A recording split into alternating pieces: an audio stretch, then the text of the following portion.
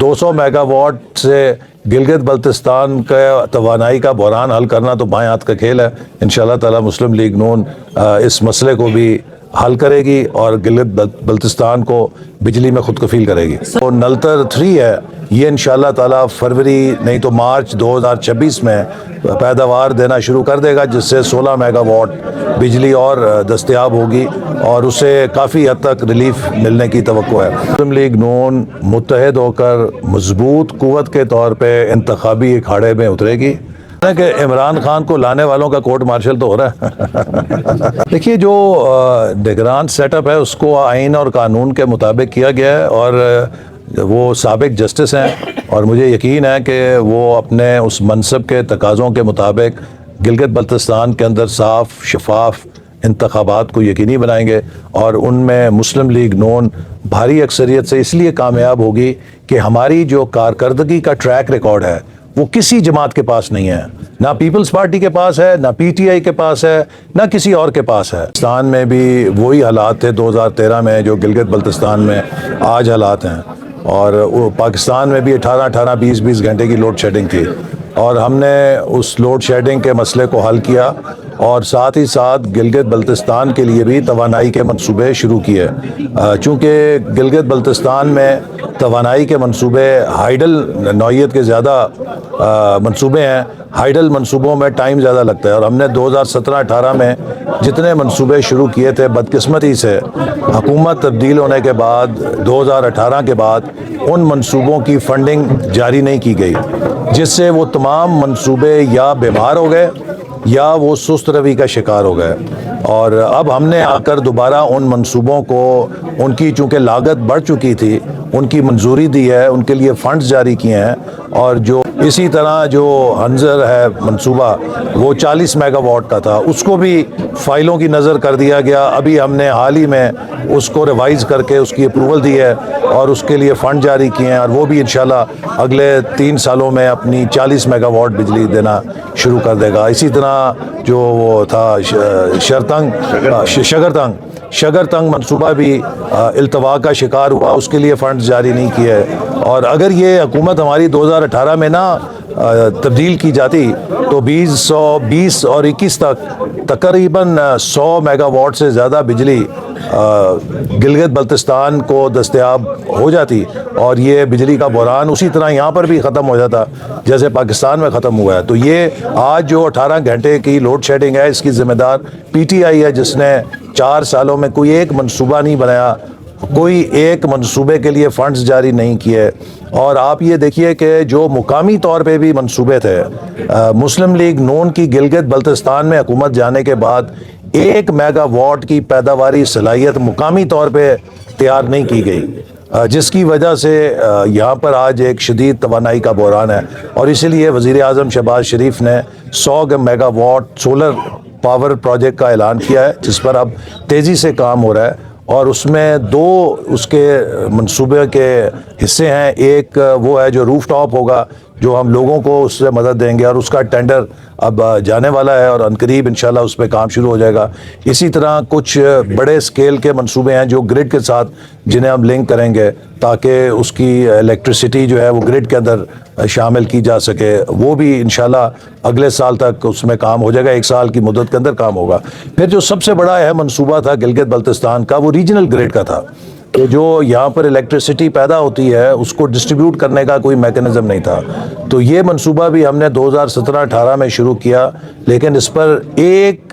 پیسے کا کام نہیں ہوا اور یہ فائلوں کے اندر گھومتا رہا. اور پھر یہ ہم نے 2022 میں جب واپس آئے اس کو دوبارہ زندہ کیا اور 2023 سے اس پر کام شروع کیا، جو تقریباً 33% اس پہ کام ہو چکا ہے. اور آج میں نے اس کا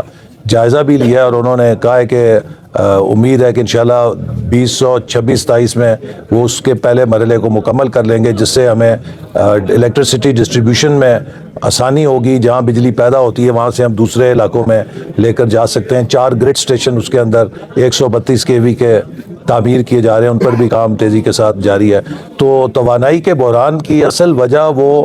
4 سال ہیں جو پاکستان کے لیے بھی سیاہ ترین دور تھا اور گلگت بلتستان کے لیے بھی سیاہ ترین دور ثابت ہوا ہے. اور جیسے میں نے آپ سے پہلے کہا کہ ہم نے 11,000 میگا واٹ اگر بجلی پاکستان میں پیدا کر کے پاکستان کے توانائی کے بحران کو حل کیا ہے تو یہ بہت اہم مسئلہ ہے. اور جیسے میں نے کہا کہ پچھلے 4-5 سالوں میں ہر چیز پر سست روی کی گئی اور حکومت کی توجہ یہاں کے مسائل حل کرنے پر نہیں تھی بلکہ کہیں پتہ نہیں کہاں تھی, ہمیں نہیں پتہ. تو اس پر ہم نے پیش رفت کی ہے, اس کی سمری آ گئی ہے اور میرا خیال ہے کہ جو ہی وزیر اعظم بیرون ملک کے دورے سے باہر آئیں گے تو عنقریب اس کا فیصلہ کر دیا جائے گا اور بہت جلد یہاں کی جو سپریم عدالت ہے وہ فنکشنل ہو جائے گی. گلگت بلتستان کے عوام کو پھر ایک موقع ملنے جا رہا ہے اور وہ موقع الیکشن ہے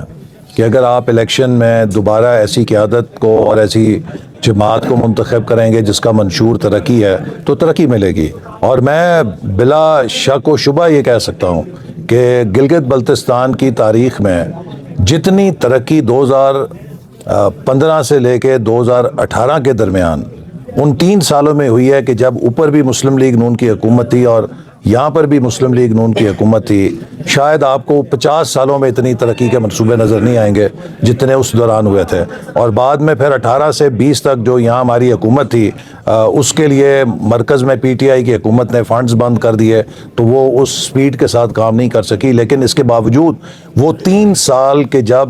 وفاق میں اور گلگت بلتستان میں مسلم لیگ نون کی حکومتیں تھیں, ان 3 سال کی کارکردگی آپ کسی بھی 50 سال کے ساتھ موازنہ کر سکتے ہیں. اور یہ یہاں پر سالڈ ویسٹ کا چاہے سلسلہ ہے, چاہے سیوریج کی اسکیمیں ہیں, یہ سب اس وقت وزیر اعلیٰ حفیظ الرحمان صاحب نے جب شروع کی تو بہترین یہ کارکردگی پر چل رہی تھی. اور آپ نے بہت صحیح نشاندہی کی ہے کہ جو بدنظمی ہوئی ہے, جس طریقے سے غیر پیداواری اخراجات پچھلے سالوں میں بڑھائے گئے ہیں, انہوں نے جو گلگت بلتستان کا بجٹ ہے وہ ترقیاتی بجٹ سے گھٹا کر وہ انتظامیہ کے اخراجات کی طرف اس کا رخ موڑ دیا ہے, جس سے کہ گاڑیاں خریدی گئیں, جس سے اپنے اخراجات غیر پیداواری بڑھائے گئے اور اس سے ترقیاتی عمل متاثر ہوا, تھرو فارورڈ بڑھا. لیکن اب اس پر ہم نے کافی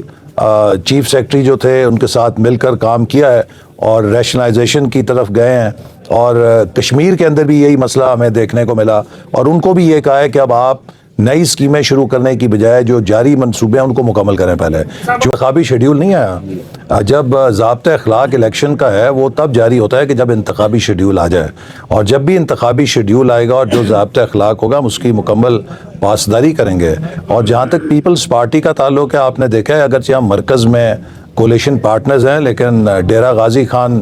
کہ قومی اسمبلی کے نشست کے اوپر ہم نے ایک دوسرے کا مقابلہ کیا, تو ان کو بھی موقع ہوگا, وہ اگر الیکشن لڑنا چاہتے ہیں تو وہ الیکشن لڑیں. مسلم لیگ نون اپنے منشور اور اپنے پروگرام سے الیکشن لڑے گی, ہم کشمیر کے اندر بھی بھرپور الیکشن لڑیں گے. تو ہم اگرچہ مرکز میں ایک کولیشن کے اندر ہیں اور وہ کولیشن کسی سیاسی مفاد کے تحت نہیں ہے, وہ کولیشن ایک قومی مقصد کے لیے ہے. چونکہ ہماری جماعت دیانتداری کے ساتھ سمجھتی ہے کہ جو اس وقت پاکستان کے معاشی چیلنجز ہیں, جو پاکستان کے لا اینڈ آرڈر کے اور دہشت گردی کے چیلنجز ہیں, وفاق کی سطح پر ہمیں وسیع البنیاد حمایت کو برقرار رکھنا چاہیے. جہاں تک صوبوں کی سیاست ہے اس میں ہر جماعت آزاد ہے, وہ اپنے منشور کے مطابق الیکشن لڑ سکتی ہے. کر دوں اس کی استور کی بات کی, سڑک کی, اس کا منصوبہ CDWP سے ہم نے اپروو کر دیا ہے اور اب وہ ایکنیک میں جائے گا. اور یہی وجہ ہے کہ پچھلے 4-5 سالوں میں یہ سارے منصوبوں کو اگر مطلوبہ فنڈز دیے جاتے تو یہ بیمار نہ ہوتے. جب آپ مطلوبہ فنڈ نہیں دیتے تو اس سے اس کی کاسٹ بڑھ جاتی ہے اور جو بھی کانٹریکٹر ہے وہ پھر اس پر کام کرنا چھوڑ دیتا ہے اور وہ پھر نظر ثانی کے لیے بار بار منصوبے آتے رہتے ہیں. اور یہی وجہ ہے کہ ان منصوبوں کی لاگت میں کئی گنا اضافہ ہوا ہے, چونکہ ان 4-5 سالوں میں پاکستان کا ترقیاتی بجٹ جو ہے PSDP کا حجم 2.6% GDP سے گھٹ کے 0.8% GDP ہو گیا. 2018 میں پاکستان کے وفاقی حکومت کی PSDP کا حجم 1000 ارب تھا. آج 2025 میں 8 سال کے بعد 1000 ارب ہے. اگر آپ اس کو 2018 کی مالیت پہ لے کے جائیں تو مشکل سے یہ 3 یا 350 ارب روپیہ بنتا ہے. تو آپ خود اندازہ لگا لیں کہ اگر ہمارا جو ترقیاتی بجٹ کا حجم سکڑ رہا ہے اس سے منصوبے تو پھر متاثر ہوں گے. اور یہ وجہ اس کی وہی معاشی بد انتظامی ہے کہ جو PTI کے دور میں ہوئی, جس میں قرضے لیے گئے, قرضوں کے ذریعے ملک چلایا گیا, ان قرضوں کی ادائیگی کا آج بوجھ اتنا پڑ گیا ہے کہ اس نے ترقیاتی بجٹ کو بھی کھا لیا ہے. اور اب ہم اسی چیز کو درست کر رہے ہیں. پاکستان کی جو معاشی بحالی ہے اس کا مقصد یہی ہے کہ ہم دوبارہ اپنی معیشت کو ترقیاتی بجٹ کے ذریعے ملک کے ترقیاتی تقاضوں کو پورا کرنے کے لیے وسائل فراہم کریں. اس میں سمجھتا ہوں کہ یہ بھی ایک چیلنج ہے کہ ہماری جو معیشت ہے دنیا میں وہ کم ترین ٹیکس ادا کرنے والی معیشتوں میں شمار ہوتی ہے. اگرچہ کچھ طبقوں پر بہت زیادہ بوجھ ہے لیکن مجموعی طور پہ ہماری tax to G D P ratio 10.5% ہے. دنیا میں جو ملک ہمارے جیسے ہیں وہاں tax to G D P کی شرح تقریباً 16 سے 18% ہے. ہمارا اس وقت جو ٹیکس ہے وہ ادا کر رہے ہیں دو طبقے صرف, ایک تنخواہ دار اور دوسری صنعت انڈسٹری. نہ سروس سیکٹر اپنا ٹیکس دے رہی ہے, نہ زراعت سے کوئی ٹیکس آ رہا ہے, اور ان دو کے اوپر غیر معمولی بوجھ پڑا ہوا ہے اور اس میں بھی سب نہیں ٹیکس ادا کر رہے ہیں. تو میرا خیال ہے کہ اگر ہم نے ملک کو ترقی دینی ہے, اور ہم سب کے مطالبے ہیں کہ ملک کے اندر سڑکیں بھی تعمیر ہونی چاہیے, ملک کے اندر یونیورسٹیاں بھی کھلنی چاہیے, ملک کے اندر میڈیکل کالج بھی اور کھلنے چاہیے, لیکن یہ سب کرنے کے لیے وسائل بھی چاہیے.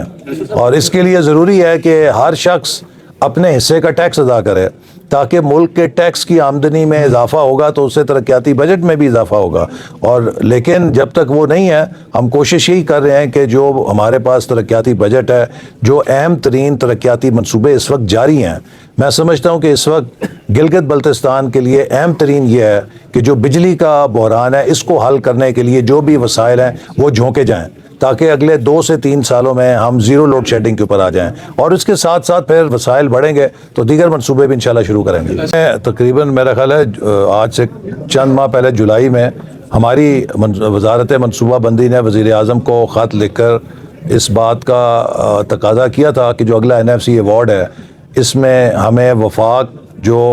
کشمیر اور گلگت بلتستان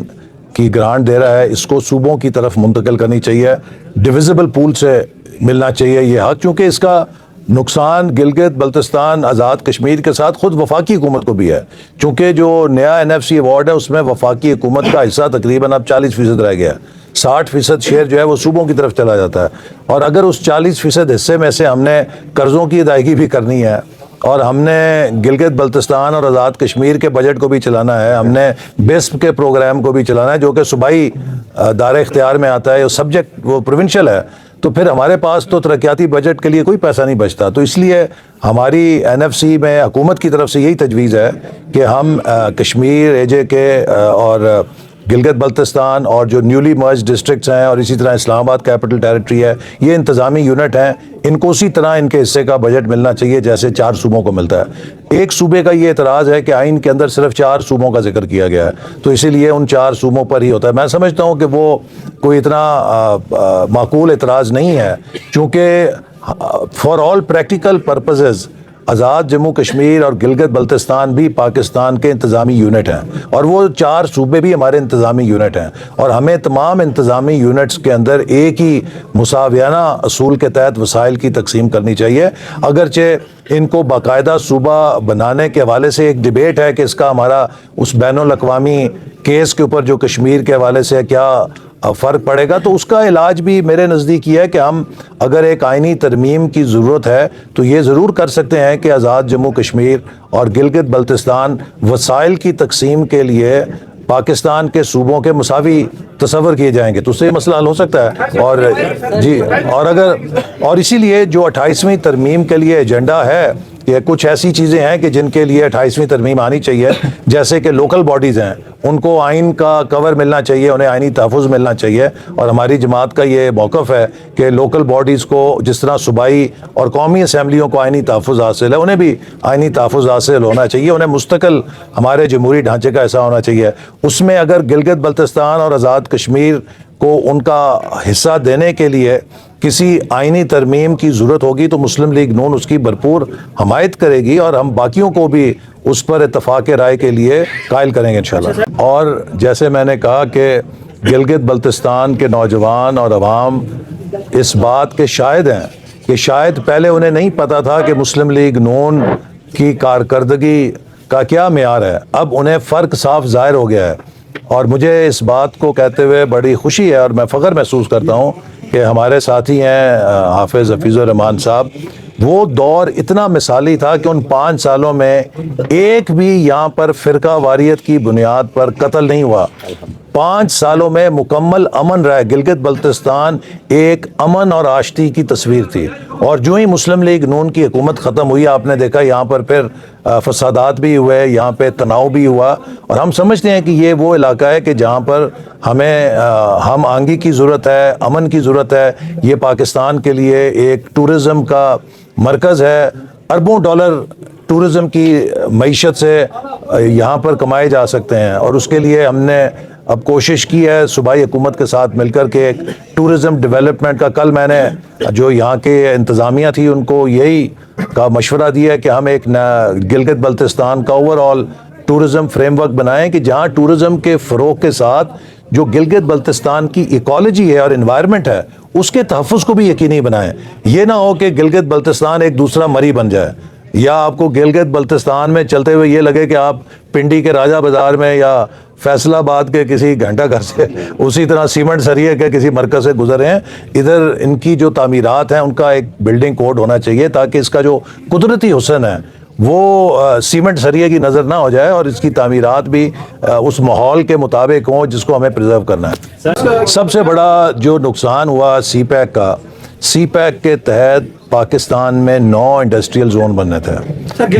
جن میں ایک گلگت بلتستان بھی شامل تھا. لیکن جو ہی ہماری حکومت ختم ہوئی کسی ایک زون کے اوپر بھی کام مکمل نہیں کیا گیا. جب ہم 2022 میں آئے تو چاہے وہ راشقئی تھا، چاہے وہ دوسرے اکنامک زون تھے، سب ادھورے نامکمل تھے. جبکہ ہمارا یہ پلان تھا کہ 2020 سے انڈسٹریل کوآپریشن کے تحت یہ اسپیشل اکنامک زون فنکشنل ہو جائیں گے. اور پاکستان میں آپ کو یاد ہوگا کہ 2017-18 میں ہر طرف چین کی کمپنیاں آ گئی تھیں اور وہ سرمایہ کاری کے مواقع تلاش کر رہی تھیں. لیکن جب ان چین کی کمپنیوں کو بھی اب ہماری طرح چور ڈاکو کہا گیا اور سی پیک کو اسکینڈلائز کیا گیا اس حکومت کی طرف سے، تو وہ سرمایہ کار جو پاکستان آ رہے تھے وہ سب ویتنام چلے گئے، کمبوڈیا چلے گئے، لاؤس چلے گئے، اور وہ جو سی پیک کا ڈیویڈنڈ ہمیں اسپیشل اکنامک زون کی صورت میں حاصل ہونا تھا وہ رہ گیا. اب پھر ہم نے آ کر ان اسپیشل اکنامک زونز پہ کام شروع کیا ہے، اور ہم چین کے ساتھ بھی مل کر اب گلگت بلتستان کے اسپیشل اکنامک زون پر بارڈر مینجمنٹ کے نظام پر ورکنگ گروپ بنا رہے ہیں. اور اسی طرح میرا اگلے مہینے وزٹ ہے اورمچی کا، اور وہاں پر بھی ہم جا کر سنگ کیانگ اور گلگت بلتستان کے درمیان ایک تجارتی روابط کے لیے ڈسکشن کر رہے ہیں کہ ان کو پروموٹ کیا جائے. دیکھیے گلگت بلتستان چین کی مارکیٹ کے لیے دروازہ ہے، اور یہ اتنی بڑی اپرچونٹی ہے کہ چین 2000 ارب ڈالر کی ہر سال درآمدات کرتا ہے، اور خاص طور پہ بڑی تعداد میں زرعی فروٹس، ویجیٹیبلز، پولٹری اور بہت ساری اس طرح کی چیزیں جو ہم گلگت بلتستان میں پیدا کرتے ہیں، ان کی بہت بڑی مانگ ہے چین کے اندر. تو یہ سب تبھی ممکن ہوگا کہ اگر ہم جو اپنے تجارتی پروٹوکولز ہیں ان کو ٹھیک بنائیں، کمپلائنسز جو ان کی ہیں، ان کی جو کسٹم ریکوائرمنٹس ہیں کہ سرٹیفیکیشن ہونی چاہیے کہ اس میں ہیلتھ کے سٹینڈرڈز ٹھیک ہیں، ان کو پورا کریں. اب یہ وہ ساری چیزیں ہیں کہ جو پی ٹی آئی حکومت کے دور میں بالکل انہوں نے ٹھپ کر دی ہر چیز کو. ہمیں اب دوبارہ سے یہ چلانا پڑ رہا ہے، اور میں اب بھی یہ کہتا ہوں کہ سی پیک فیز 2 پاکستان کے لیے دوبارہ ایک موقع پیدا ہوا ہے کہ اگر ہم سنجیدگی کے ساتھ سی پیک فیز 2 کے منصوبوں کو پاکستان میں کامیاب بنا لیں تو اگلے 5 سے 10 سالوں کے اندر پاکستان کی معیشت، جس میں گلگت بلتستان بھی شامل ہے، ہر پاکستان کا علاقہ شامل ہے، ہم بہت تیزی سے ترقی کر سکتے ہیں اور اپنے نوجوانوں کو انڈسٹریلائزیشن کے ذریعے، اسپیشل اکنامک زون کے ذریعے روزگار کے مواقع فراہم کریں گے انشاءاللہ. عامل ہے آپ کی جو معدنیات ہیں، جو آپ کی منرلز ہیں، اور جو جیم اینڈ سٹونز ہیں، ان سب کے اندر اتنا پوٹینشیل ہے. اور اسی لیے ہم نے جو انجینئرنگ یونیورسٹی بنائی تھی اس میں اسپیشلی مائننگ انجینئرنگ کا ڈپارٹمنٹ بنایا تھا کہ اس کے ذریعے ہم یہاں کی مائننگ پوٹینشیل کو جو ہے ڈیولپ کریں، اور اس کے ذریعے یہاں پر انڈسٹری آئے تاکہ ویلیو ایڈیشن ہو اور اس سے آپ کی اکانومی ترقی کرے.